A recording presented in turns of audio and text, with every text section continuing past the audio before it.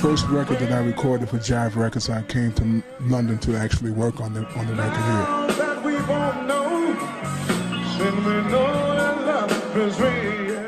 Professionally, I guess the first time I performed on stage was I had to be about 15, 16 years old because I met Reverend James Cleveland, and he produced an album on me.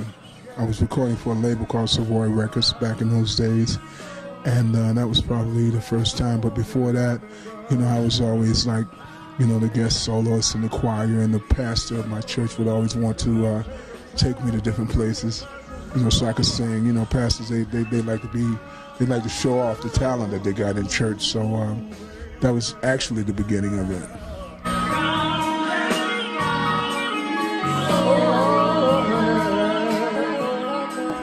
My first album was a gospel album, which, like I said before, it was with Reverend James Cleveland. He produced it, and that was back in, I believe that was back in '78.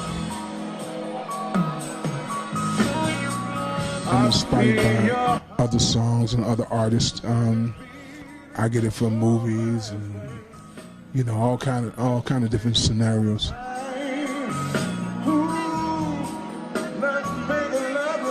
I like to write songs about,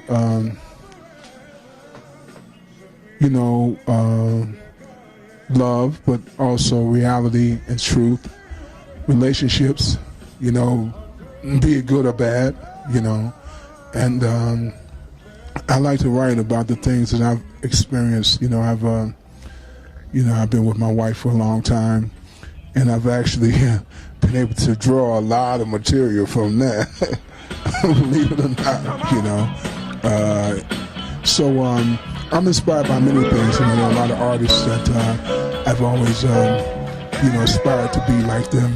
When I was coming up, I listened to Donny Hathaway and Stevie Wonder and Gladys Knight and Aretha Franklin and Bobby Womack and so many other great people as far as gospel artists, because that's where I started. I was around, excuse me, people like the Mighty Clouds of Joy and the Five Blind Boys, Dixie Hummingbird, Shirley Caesar, those, kinds of artists.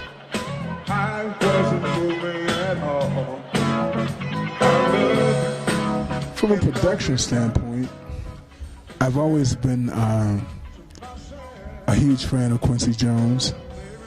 As far as the new singers now, there's a lot of good talent around. I've always enjoyed listening to Chrisette Michele. She's phenomenal to me. She's an awesome singer. She might be, new somewhat to, the game, but she's very seasoned. She's very soulful. I like that. I've had 6 top 5 records, but We've Only Just Begun was the #2 record. But the thing with that is that Michael Jackson was in #1, so how do you challenge him? So as far as I'm concerned, We've Only Just Begun was a #1 record, Here I Go Again was a #1 record. Show Me was a #3 record. I've Been Searching, top 5 record. Stay was a top 5 record. Had another song called Baby Come Home, which was in the top 5. So I've been blessed.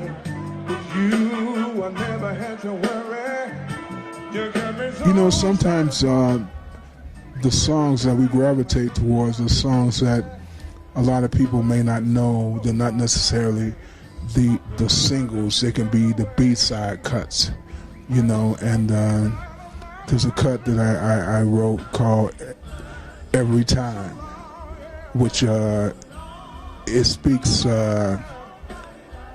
volumes about how I felt at the time. So that's one of my favorite songs. God's been blessing me. I'm working a lot. I do have a new product, new record. I finished it, and I haven't released it or distributed it yet because the game has changed so much. The whole distribution thing. There is no retail anymore. So it's a whole new approach.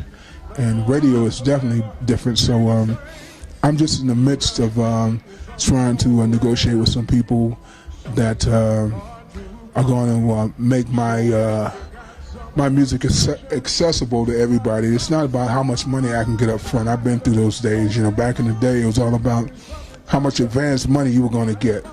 That doesn't matter now. It's about who's going to be dedicated to making your record happen. So I'm trying to shop around and see who that might be. You know I got help. Better take care of business, so you might not ever find another who will treat you the way that she did.